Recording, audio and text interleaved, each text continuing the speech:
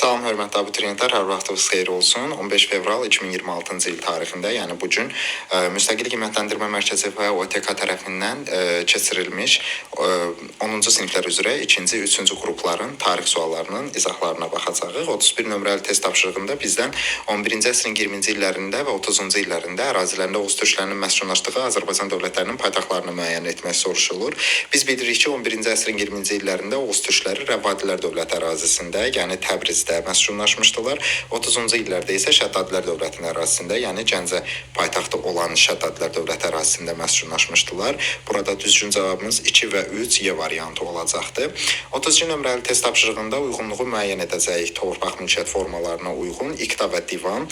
Səlcuq əmirlərinə paylanılan aparıcı torpaq mülkiyyət forması, bəli, Səlcuqlar dövlətində aparıcı torpaq mülkiyyət forması iqta idi, amma uc imperiyanın ucqar sərhədlərini qoruyan sərkərdələrə paylanılırdı. Uc əsas torpaq mülkiyyət forması sayılmır. İqta əsas torpaq mülkiyyət formasıdır və kəndlərə məxsus olan lakin sahibi dövlət idi. Bu icma torpaqlarına məxsus xüsusiyyətdir.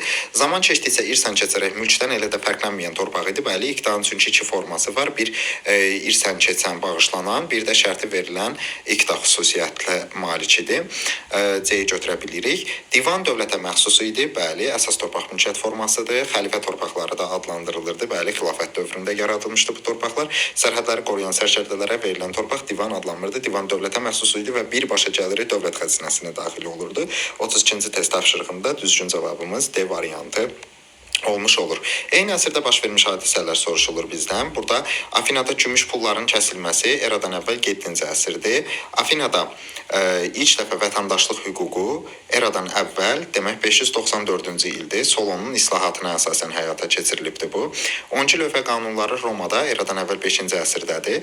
Drakon qanunlarının hazırlanması eradan əvvəl 7-ci əsrdir və Pun müharibələrinin başlanması eradan əvvəl 3-cü əsrdə baş vermiş hadisədir. Demək bizim də gördüyümüz kimi 1 və 4 nömrəli hadisələr düşür eyni əsrə. Şirvanşah hökmdarının fəaliyyətinə aid sxemi tamamlayaq. Bu hansı Şirvanşah hökmdarıdır ki, həm Səlcuq İmperatorluğu ilə ittifaqı dayandırıb, həm illik 40.000 dinar bac verməkdən imtina edib. Mən belə bir hökmdar tanıyıram. 3-cü Məniçöhürdür. 3-cü Məniçöhürün fəaliyyəti dönəminə aiddir. 3-cü Məniçöhürə aid buraxılmış boşluq istənilir. Şirvanşah titulu ləğv edilibdir. Xeyr, Şirvanşah titulu ləğv edilən 1-ci Fəribüzdür. Məziyyədlər sülaləsinin hakimiyyəti başa çatdı. Xeyr, bu da məziyyədlər deyildi. Gürcü hökmdarı ilə ittifaqı möhkəmləndirmişdi. Bəli, 3-cü Məniçöhürün həyat yoldaşı Tamar, Gürcü hökmdarı 4-cü Davidin qızı idi və 3-cü Məniçöhür 4-cü Davidlə ittifaqı möhkəmləndirmişdi. Şirvan hakimləri Məlik adlanırdı. Xeyr, bu da Məniçöhürün dövrü deyil, Fəribüzdən sonradır. Kəsranilər sülaləsi hakimiyyətə gəldi. Xeyr, Kəsranilər sülaləsi 1-ci Məniçöhürün hakimiyyətə taxta çıxması ilə hakimiyyətə gəlmişdi. Mətndə bəhs olunan dövlətə aid doğru fikri müəyyənləşdirmək soruşulur. Burada biz oxusaq mətni İranın mərkəzini və şərq əyalətlərini, daha sonra Şərqi Anadolu Ərəb İraqını tabe edərək Diyarbəkirdən Xorasana qədər əraziləri birləşdirib və 1510-cu ildə Dağıstan feodal hakimlərini tabe edib.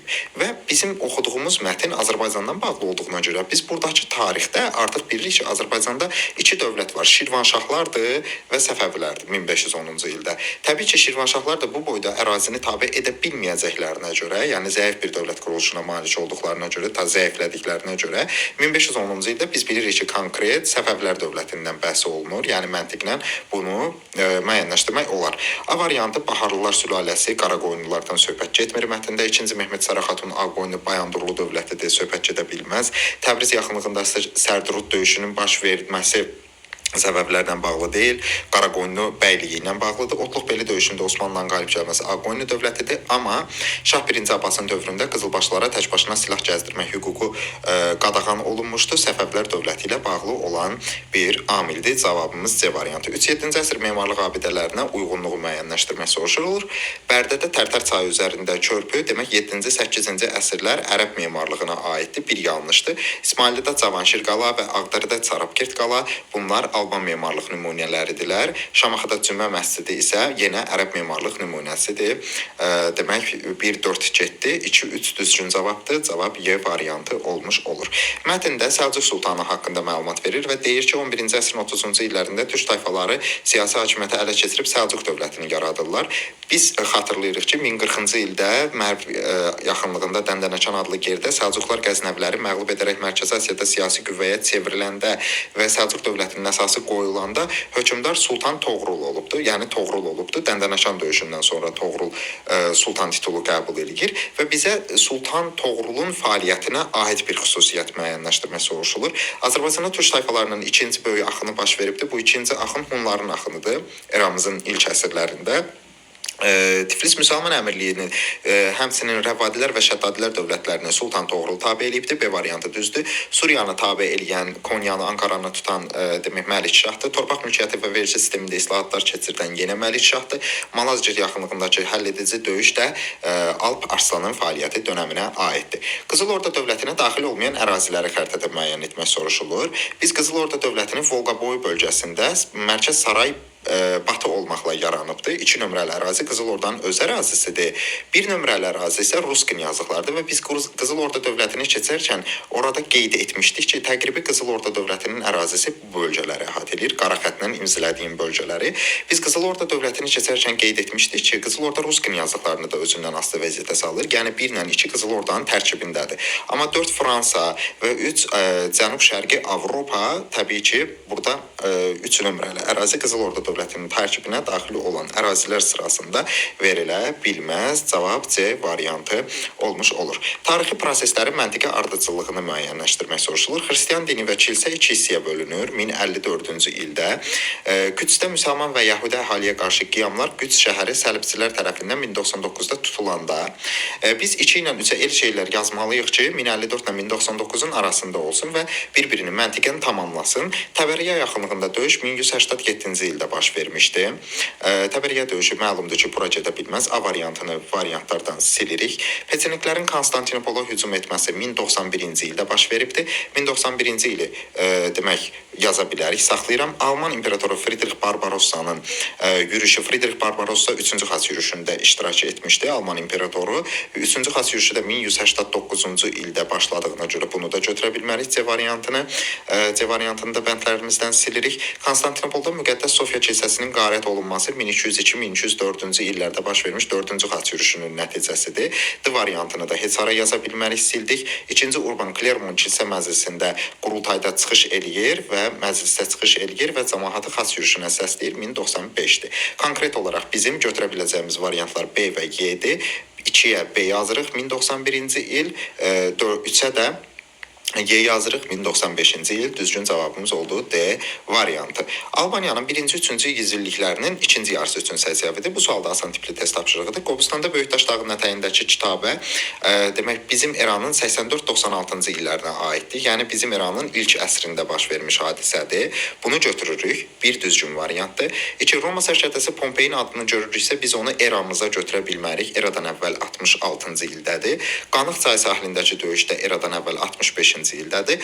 Alan tayfalarının qarətçi yürüşləri isə eramızın 1-ci 3-cü əsrlərinə əhatə edir. Ən güclü yürüşləri də Azərbaycana, Albaniya və Atropatena dövlətlərinə 72-74-cü illərdə baş vermişdi. Düzgün cavab 1-4 A variantı olmuş olur. Ərəb xilafəti və Frank dövləti üçün oxşar cəhətdə. Ərəb xilafəti yaranıb 630-da, Frank krallığı yaranıb 5-ci əsrdə, ta mövcud olubdur. Frank dövləti, Frank krallığı 800-cü ilə qədər, imperiyası isə 800-843-cü illərdə. Erkən orta əsrlər dövlətidirlər, bəli. Pirene yarımadası uğrunda mübarizə aparıblar, aparmamışlar yazıbdır. Bu yanlışdır. Ordusu süvarilərdən, bəli, çevik atlı süvarilərdən təşkil olunmuşdu. Ərəb xilafətində bu belə idi. Franklar da ərəblərə Karl Martelin dövründə baxıb belə bir ordu yaradırlar. Sasanilərə qarşı mübarizə aparmışdır. Franklar Sasanilərlə müharibə aparmayıbdılar. 4-cü bənddə yanlışdır. 1-3 düzgün cavab B variantı. Uyğunluq pozulub. Asiyada ən böyük örtülü bazar 15-ci əsrdə Qeysəriyyə bazarı Uzun Həsən tərəfindən inşa edilmişdir. Birinci variant düzgündür. Şamaxı yüksək keyfiyyətli ipəklə məşhurdur, düzgündür. Ərəş Xəzərdə əsas liman şəhəri deyil. Xəzərdə əsas liman şəhəri demək Bakıdır. Ərəş xüsusi ipəyi ilə məşhur idi 16-17-ci əsrlərdə. Dərbənd kətan və pambıq parçalarla məşhurdur, düzgündür. Oruc bəy Bayat Əlimin ailə bu Naxçıvan deyil. 3-5 yanlışdılar. Cavab D variantı olmuş olur. Ərəb xilafəti Osmanlı dövləti. Talas döyüşündə 751-ci ildə Çinlilər qalib gəlməyiblər, Çinlilər məğlub olurlar. Bir çox hökmdar xəlifə titulu daşıyıb, bəli, düzgündür. Türk deyirlər, ərəblər təbii ki, Türk sülaləsi tərəfindən yaradılmayıblar. Birə sadəcə B variantı götürə biləcəyimiz variantlar içərisindədir. Qaldıq iki variant arasında. Osmanlı dövlətinin hökmdarı 2-ci Bəyazid Misir məmlükləri ilə dostluq yaratmışdı, düzdür. Osmanlılar əksinə Azərbaycanda 2 dəfə düz idarəçilik yaradıblar. Burada yazılıb yaratmamışdılar. B variantı yanlışdır. Konstantinopolu mühasirəyə almışdılar. Təbii ki, 1453-cü ildə mühasirəyə almışdılar. 1-ə B, 2-yə AZ, düzgün cavab D variantımız. Moğol dövlətinin mövcudluq dövrü 1526-cı ildən Moğol məlumdur ki, Hindistanın türk mənşəli dövlətlərindən biridir. 1859-cu ilə qədər mövcud olubdur. Demək, Qaraxanlı dövlətinin məğlub edilməsi Qaraxanlılarla Moğollar eyni dövrdə deyirlər. Qızıl Orda dövlətinin süqut etməsi düşür 1502-ci ildə. 1502-ci ildə baş vermiş bu hadisə Moğol dövləti mövcudluğuna düşməz. Kalka döyüşü Moğollarla bağlı deyil, Monqollarla bağlıdır. Çox vaxt abituriyentlər qarışdırdığına görə mərkəz tərəfindən tərtib edilmiş test tapşırığında da abituriyentləri çaşdırmaq üçün Kalka döyüşü verilib. Kalka döyüşü Monqollarla bağlıdır. C variantı yanlışdır. Alparslanın sui-qəsd nəticəsində öldürülməsi Moğollarla bağlı olan bir hadisə deyil. Bu hadisə 1072-ci ilə təsadüf eləyir və Osmanlılar Zigetvarı ələ keçiribdilər. 1566-cı ildə Sultan Süleymanın demək sonuncu dəfə yürüş elədiyi qaladı Avstriya ərazisində. Y variantı düzgün cavab olmuş olur 26-cı ildən 1859-cu ilə qədər. Göstərilənlərin hər ikisinin aid olduğu Azərbaycan dövlətlərinin Azərbaycan dövlətinin paytaxtını xəritədə müəyyən etmək soruşulur. İndiki Cənubi Azərbaycan ştrixlənmiş xəttdən aşağı Cənubi Azərbaycandır, aşağı Cənubi Azərbaycandır və Şimali Azərbaycanın bəzi iqtisadi rayonlarını, Cənub rayonlarını əhatə edirdi. Atropatilər deyən kimi biz xatırlayırıq Atropatenanı və Atropatenanın paytaxtı 5 nömrəli ərazi Qazakadır. Düzgün cavabımız burada olmuş olur. Y variantı. Şirvanşah 1-ci İbrahim Teymurla ittifaq bağlayır və bunun nəticəsində Şirvanşah İbrahim Şirvanı Toxtamışın hücumlarından qoruyur, aiddir. Siyasi hərbi cəhətdən qüvvətlənir, daxili müstəqilliyini saxlayır, şimal sərhədlərini möhkəmləndirir. Amma Seyid Əli müstəqil siyasət yeritməyə başlamasının Şirvanşah İbrahimin Teymurla yaratdığı ittifaqa heç bir dəxli yoxdur. 47 nömrəli sual haqqında deyəcəyim ilk söz ondan ibarətdir ki, sual böyük ehtimal ki, ulduz veriləcəkdir. İrəvan Səfəvilərdə qalıbdır. Gəlin belə bir belə bir izah verək ki, İrəvan Səfəvilər tərəfindən 1604-cü ildə Çuxursəd bəylərbəyliyi tutulanda Şah 1-ci Abbas oranı azad eləmişdi. Və 1618-ci ildə, 12-ci ildə İstanbul və Mərət müqavilələri imzalananda da İrəvan yenə Səfəvlərin tərkibində qalır. Şərt o deyil ki, müqavilə yazsın bunu ki, biz kitab cümləsi ilə əzbərləyək, yaxud da kitabda yazılanın eynisini tətbiq eləyək. Tarix son dövrlərdə idraki məntiqi bacarıqları da özündə əks etdirir. Yəni, biz faktı mülahizə etməyi və təhlil etməyi bacarmalıyıq. Qəsr-i Şirin müqaviləsi isə 1639-cu ildə imzalanmışdı. Səfəvlərlə Osmanlılar arasında imzalanmışdı. Mərət müqaviləsi 1618-dir. Mərət müqaviləsi də Səfəvlərlə Osmanlılar arasında imzalanmışdı. İkisində də Qəsr-i Şirində də Mərətdə də İrəvan Səfəvlərdə qalıb. Amma kitab cümləsi ilə götürsə, ya Qəsr-i Şirində qalır İrəvan Səfəvilərdə. 17-ci əsrdə Səfəv Osmanlı arasında imzalanmışdı. Gəlin biz kitab cümləsi ilə götürək.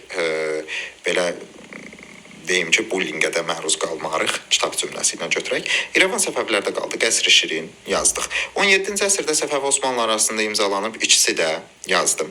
Ərəb İraqını o heç vaxt Osmanlı dövləti heç kimə geri qaytara bilməz. C variantını bütün variantlardan silirəm. İkinci İstanbul sülhü ilə müəyyən edilmiş sərhədlər bərpa edilibdir. Mərənd müqaviləsində yazdım bura. 1555-ci il Amasya sülhünün şərtləri təsdiq edilibdir. Hər ikisində Y də yazdım bura. Mərənd müqaviləsi İstanbulun sərhədlərini təsdiq edir. İstanbul, 2-ci İstanbul müqaviləsini, Sərab müqaviləsini təsdiq edir və bir daha Amasyanı da təsdiq etmiş olur. Çünki 2-ci İstanbulun özünün təsdiq etdiyi sərhədlər məsələsi Amasyanın təsdiq etdiyi sərhədlər məsələsi idi. Belə bir variant da mən görə bilmirəm. Ona görə sual ulduz veriləcək. 48. 14-cü əsrin sonunda 1398-ci ildə Əmir Teymurun Dehli Sultanlığına olmuş yürüşünün nəticəsi. Qətl qarətlər təbii ki, törədilir. Dehli Sultanlığı böyüməz, əksinə bəzi ərazilər ayrılaraq müstəqil oldu. Bəli, bu ola bilər. Yəni parçalanmaya səbəb olur, dərin iqtisadi böhran. Teymurilər dövləti dərin iqtisadi böhran keçirtməz Teymurun Dehli sultanlığına hücumunun nəticəsində. Əksinə Dehli sultanlığı dərin iqtisadi böhran keçirdər. 4-də yanlışdır. Cavab 1-3-B variantı. Neolit dövrünə aid deyil. Daş alətləri insanlar cilalayıblar, deşiblər, toxu oraq yaranıbdır. Oturaq həyata keçirilib, duluzçuluq, toxuculuq kimi yeni təsərrüfat sahələri, sənət sahələri meydana gəlib. İlk sənət sahələri daha doğrusu ana xaqanlıq üst paleolit dövründə yaranıb. B variantı yanlışdır. Bu testin quruluşu ilə o qədər də razı deyiləm, amma yenə də baxaq. 6-cı əsr Hindistanda eramızın 1-ci yüzilliyinin başlanğıcında Çin tarixi üçün xarakterikdir. Yəni bunu ən azından əsrləri bu cədvəlin içərisinə qeyd olunub, yuxarıya düzgün sıranı seçin yazsaydı, daha düzgün test quruluşu tərtib etmiş olardı. Testi tərtib eləyən həmkarım. Makedoniyalı İskəndər Hind çayına qədər torpaqları ələ keçirtdi. Eradan əvvəl 327-ci ildə, bu düşür Eradan əvvəl 4-cü əsrə.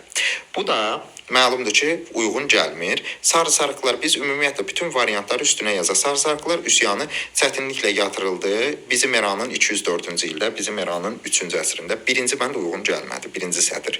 Vahid dövlətdə birləşdirildi. Hindistan eradan əvvəl, demək 3-cü əsrdə vahid dövlətdə birləşdirilibdi. 3-cü əsrin ikinci yarısında Padşah Aşoka tərəfindən. Görürsünüz, bizdən Hindistanın 6-cı əsrini, Çinin eramızın 1-ci əsrini istəyir. Xan sülaləsi zəiflədi, süqut etdi. Yenə bizim eranın 3-cü əsrinin əvvəllərində, bizim eranın 3-cü əsrinin əvvəllərində ikinci bənddə göstərilən tarixlərlə uyğun gəlmədi. Mariya sülaləsinə son qoyulub eradan əvvəl 180-cı ildə.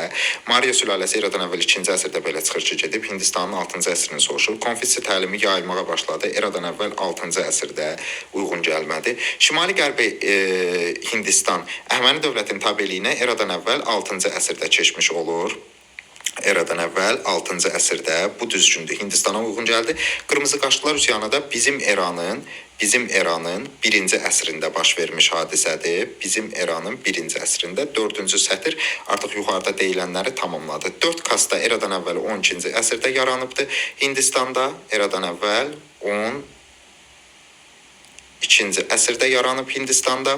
Çin ticarət yolları dünya ticarət yollarına çıxış əldə etdi. Eradan əvvəl 2-ci əsr, bu da Böyük İpək yolunun yaranmasından bəhs eləyir. Göstərilənlər aiddir. Xəzər yanı bölgələrdə yaşayan əhali ciccəhlə dini yayırdı.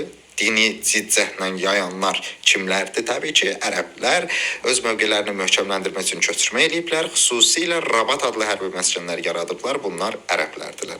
Hadisələrin uyğunluğunun yanlış verildiyi cavabları müəyyən edin. Sərbədarilər üsyanı 1365-66-cı ildə Monqol zülmünə qarşı baş verib, düzgündür. Terek çayı sahilində döyüş Toxtamışın 1395-ci ildə məğlubiyyəti ilə nəticələnib, düzgündür. Teymur öz dövlətini Turan eli adlandırıb, Turan sultanı titulu qəbul edibdi. Turan Mərkəzi Asiya bölgəsi Turan eli adlandırılırdı, düzdür. Mərkəzi Asiyanı öz hakimiyyəti altında birləşdirməyi bacardığına görə olmuş ola bilər bu. Teymurun Hindistana səfəri Dehli sultanlığı tərəfindən məğlubiyyətə uğratdı. Xeyr, Teymur özü Dehli sultanlığını asla hala salıbdır. Demək, bu Teymurun Hindistana səfəri ilə bağlı, Dehli sultanlığı ilə bağlı eyni tipdə, yəni iki sualın gəlməsi də məncə düzgün bir yanaşma deyildi. D variantı yanlışdır. 3 illik yürüş Hələf və Şam şəhərləri və Suriya ərazisində bu şəhərlər Teymur tərəfindən ələ keçirilib. D variantı Teymur Hindistana tabe edib. Hindistan Dehli sultanlığı tərəfindən məğlubiyyətə uğradılmayıb. Qazan xan Qarabağda padşah elan edilir. 1295-ci ildə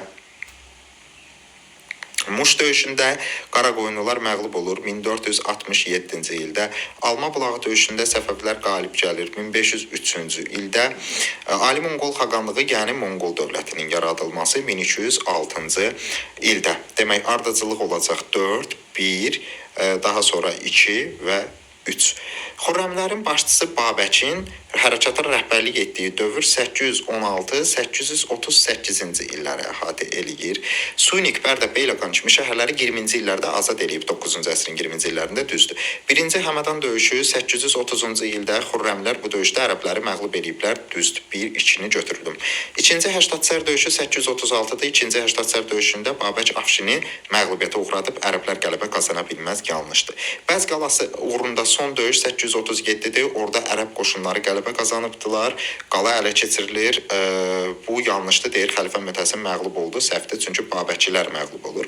İkinci Həmədan döyüşündə Babəkçilər məğlubiyyətə uğradıldılar. İkinci Həmədan döyüşü demək baş verir 833-cü ildə. Babəkçilər ilk dəfə ağır məğlubiyyətə uğradılıblar. 5-də düzdür. Düzgün cavab 1, 2, 5. Frank imperiyasına aid olanlar 800-cü ildən 843-cü ilə qədər. Qızıl körpü adlandırılan şəhəri Konstantinopol idi, bu Bizansdır. Şəhərləri çox olduğu üçün şəhərlər ölkəsi adlandırılan Bizansdır. Poitiya döyüşü 732-dir. Franklar Poitiyada qalib gəlib. Bu düzgündür. Amma Franklar Poitiyada qalib gələndə Frank dövlət idi, imperiya deyildi. Kəndləri ordudan uzaqlaşdırıb irsi daimi mülklərə görə xidmət torpaqları verən isə Frank hökmdarı yaxud imperatoru Böyük Karl'dır. 2-3 düzgün cavabdır. Bizansın qızıl əsri deyəndə bizim ağlımıza imperator Justinian gəlir. Justinian hakimiyyətdə olub 6-cı əsrdə. Bizansın rəmzi olan Müqəddəs Sofiya məbədi Justinian düzdür. Bütün xristian təbəələri üçün Justinian məcəlləsində bərabər hüquqlar verilmişdir, düzgündür. Konstantinopolun səlibçilər tərəfindən tutulması nəticəsində imperiya varlığını itirdi. Bu 13-cü əsrə aid olan bir hadisədir. Türk tayfası olan Slavyanlar Bizansda məskunlaşmağa başladı. Slavyanlar Bizansda məskunlaşıb, doğrudur. Amma Türk tayfası deyildilər Slavyanlar. Burada düzgün cavabımız 1-2. Atabəylər dövləti Eldənizlər dövləti ilə bağlı olan bu test tapşırığında isə ardıcıllıq paytaxtı Həmədanın şəhərindən Naxçıvandan Həmədana köçürdən Atabəy Məhəmməd Cahan Pəhləvandır. Naxçıvan döyüşündə əksinə Atabəylər Eldənizin dövründə qələbə qazanırlar, məğlub olmurlar. Yenidən Şirvana yürüş edərək Şamaxını tutub Şirvanşahlar dövlətini vassal asılılığına 1190-cı ildə, 12-ci əsrin 90-cı illərində salan Qızıl Arslandı və həmçinin Sultan titulu qəbul eləyəndə Qızıl Arslandı 1191-ci ildə, Böyük Atabəy titulunu 1160-cı ildə alan isə Şəmsəddin Eldənizdir. 1-ə Y, 2-yə A, 3-ə C, D variantları olmuş olur. Situasiyanı oxusaq, situasiyada Hülakülər dövlətinin Azərbaycanda həyata keçirdiyi islahatlar xəttindən danışılır. Təbii ki, bu islahatlar Qazanxanın islahatlarıdır və Azərbaycanda ölkənin iqtisadi vəziyyətinin, ictimai həyatının dirçəlməsindən danışılır. Qeyd olunur ki, mətndə bəhs olunan islahatlardan ən azı ikisinin adını qeyd edin. Bunlara biz Qazanxanın keçirdiyi islahata din islahatını həyata keçirdib, Qazanxan məhkəmə islahatını həyata keçirdib, Qazanxan vergi islahatını həyata keçirdib, ondan sonra Qazanxan ticarət sahəsində islahat həyata keçirdibdir, rabitə sahəsində islahat həyata keçirdibdir, torpaq sahəsində islahat həyata keçirdibdir. Bu islahatlardan ən az ikisinin adını qeyd etmək düzgün hesab olunur. Deyir, mən məhz olunan dövlətin tarixdə başqa hansı adlar daşıdığını, yəni birinci Elxanilər, tarixdə demək Hülakülərin ikinci adı Elxanilər dövlətidir. İkinci olaraq isə mətndə danışılan adam kimdir, yəni o islahatları kim həyata keçirdib, onun adını yazmaq tələb olunur. Qazanxan. Mətndə bəhs olunan islahatlardan, yəni mənim yuxarıda sadaladığım bu 6 islahatdan din, məhkəmə, vergi, ticarət, rabitə, torpaq islahatlarından hansı alqı-satqı işlərinin qaydaya salınmasına yönəlmişdir? Məhkəmə sahəsində həyata keçirilmiş tədbirlərin nəticəsində Qazanxan alqı-satqı işlərini demək qaydaya salmışdı. Belə hörmətli abituriyentlər, 10-cu siniflərin 2-ci, 3-cü qruplar üzrə test tapşırıqlarının izahı bu qədər. Növbəti videolarda görüşənədək kanala abunə olub videoyu bəyənməyi unutmayın. Sağ olun, salamat qalın.